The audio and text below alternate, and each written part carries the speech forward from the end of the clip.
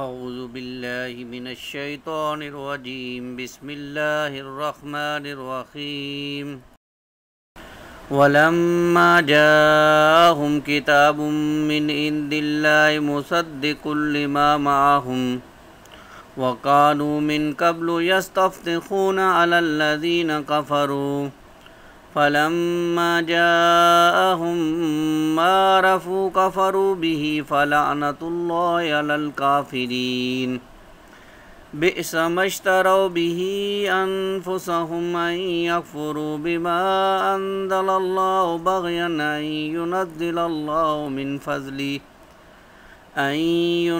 الله من فضله على من يشاء من عباده فباءوا بغضب على غضب وللكافرين عذاب مهين وإذا قيل لهم آمنوا بما أنزل الله قالوا نؤمن بما أنزل علينا ويكفرون بما وراءه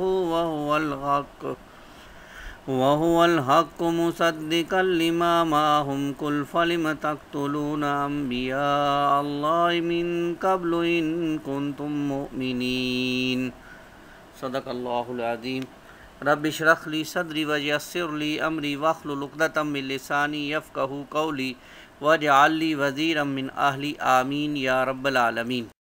خواتین و حضرات، نور القرآن میں ہم سورہ بقرہ کے 11ویں رکوع کا مطالعہ کر رہے ہیں۔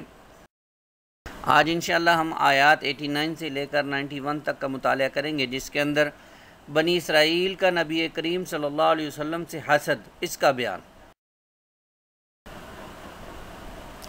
وَلَمَّا جَاءَهُمْ كِتَابٌ مِّنْ عِندِ اللَّهِ مُصَدِّقٌ لِمَا مَعَهُمْ، اور جب آئی ان کے پاس اللہ کی طرف سے وہ کتاب جو تصدیق کرتی تھی اس کتاب کی جو ان کے پاس تھی۔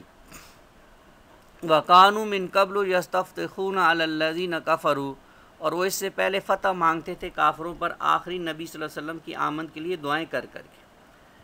فَلَمَّا جَاءَهُم مَّا عَرَفُوا كَفَرُوا بِهِ، تو جب آئے ان کے پاس وہ نبی جنہیں وہ پہچان چکے تھے تو جانتے بوجھتے ان کا انکار کر دیا۔ یہ حسد تھا۔ مانتے تھے کہ اللہ کے رسول ہیں صلی اللہ علیہ وسلم، مانتے تھے کہ یہ سچے رسول ہیں، ایسے پہچانتے تھے ان کو جیسے اپنے بیٹوں کو پہچانتے ہیں، لیکن کیا کیا؟ جانتے بوجھتے انکار کر دیا۔ فَلَعْنَةُ اللَّهِ عَلَى الْكَافِرِينَ، تو پس لعنت ہے اللہ تعالیٰ کی، سو پٹکار ہے اللہ تعالیٰ کی ان کفر کرنے والوں پر۔ یہ اصل میں کہ ضد یہ تھی کہ نبوت بنی اسرائیل میں کیوں چلی گئی، اس بنیاد پر انہوں نے کیا۔ بئس ما اشتروا بہ انفسہم، بہت بری چیز ہے جس کے بدلہ انہوں نے سودا کیا اپنی جانوں کا۔ ان یکفروا بما انزل اللہ، کہ وہ کفر کرتے ہیں اس کا جسے اللہ نے نازل کیا، بغین، بغاوت کرتے ہوئے، حسد کی بنیاد پر۔ ان ینزل اللہ من فضلہ علی من یشاء من عبادہ، اس حسد کے مارے کہ نازل کرتا ہے اللہ اپنے فضل میں سے وہی جس پر چاہتا ہے اپنے بندوں میں سے۔ یہ حسد تھا، اور ضد یہی تھی کہ نبوت بنی اسرائیل سے کیوں جو ہے وہ بنی اسرائیل میں چلی گئی۔ دنیا کی مسندیں اور چودراہٹیں ان کے پاؤں کی زنجیریں بن گئی۔ اب وہ جانتے تھے کہ رسول اللہ صلی اللہ علیہ وسلم سچے ہیں، لیکن جو ہے وہ اس طرف آنے کے لیے تیار نہیں تھے۔ اور بعض اوقات انسان ضد کی وجہ سے بھی حق بات کو نہیں مانتا۔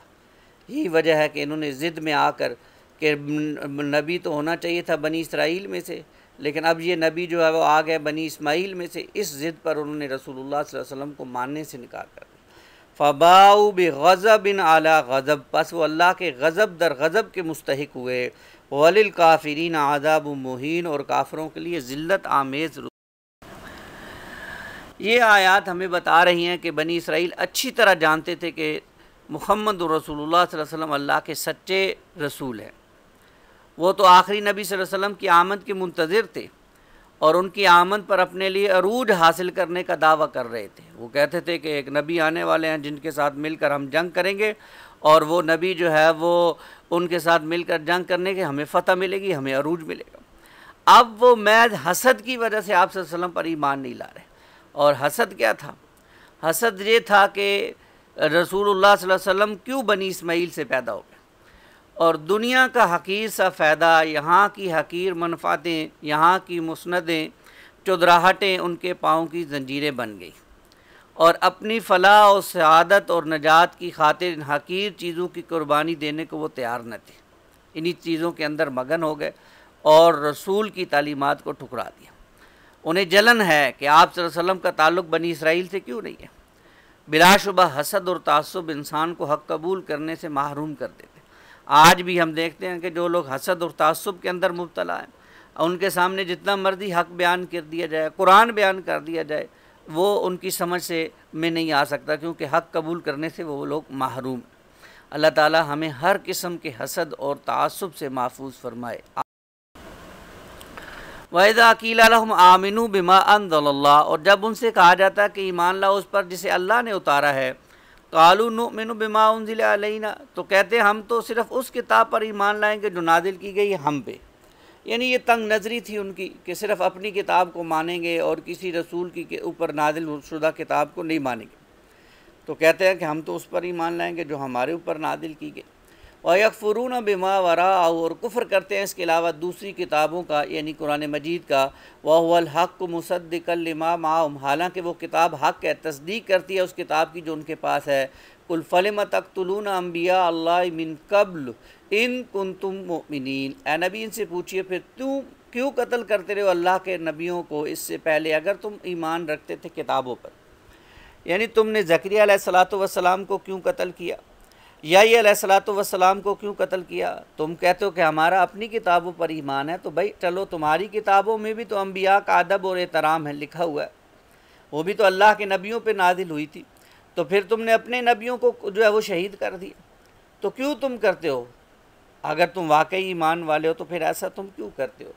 یہ اصل وہ باتیں جو بنی اسرائیل کے معاملات تھے جن کو اللہ کھول کر بیان کر رہے ہیں۔ آج یہ کہیں تنگ نظری آج ہمارے ہاں بھی تو ملتی نہیں ہے، ذرا ہمیں دیکھنا چاہیے۔ یہ فرقہ کس بنیاد پر بنتا ہے؟ یہ اسی تنگ نظری کی بنیادوں پر بنتے ہیں نا، کہ دوسروں کے لیے دل میں انسان وسعت نہ رکھے، اور جو ہے وہ ایک ہی معاملے میں بہت سی آراء ہونے کے باوجود ایک ہی رائے پر جو ہے وہ تشدد کرے، تشددانہ رویہ اپنائے۔ یہی تو اصل میں جو ہے وہ ہے معاملہ۔ تو اس طرف توجہ کرنے کی ضرورت ہے۔